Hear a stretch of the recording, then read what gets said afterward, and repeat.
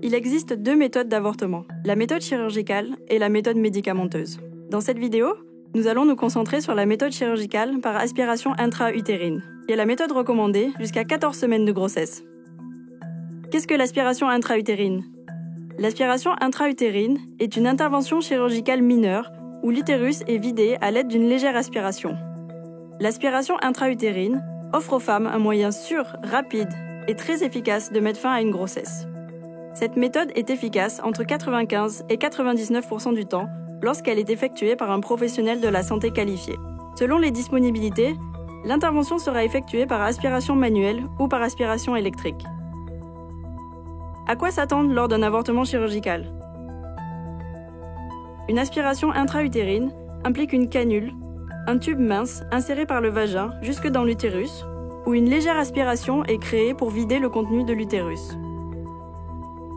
On peut s'attendre à des douleurs et des gènes mineurs pendant l'intervention, et il faut prévoir des médicaments contre la douleur.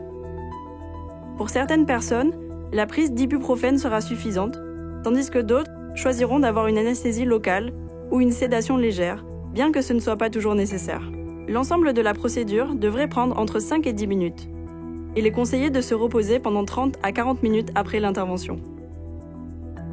Si on vous a administré une anesthésie locale ou générale, il est recommandé que quelqu'un vous accompagne à la maison et reste avec vous jusqu'à ce que l'anesthésie se soit estompée. Que se passe-t-il ensuite ?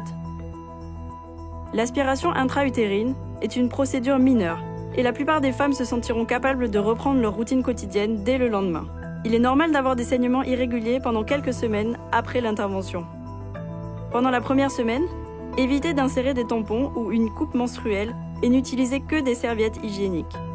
On peut s'attendre à des crampes semblables aux crampes menstruelles qui peuvent durer plusieurs heures ou parfois quelques jours après l'intervention. Pour soulager les douleurs, vous pouvez prendre des antidouleurs comme de l'ibuprofène ou utiliser des coussins chauffants. Qu'arrive-t-il aux règles ?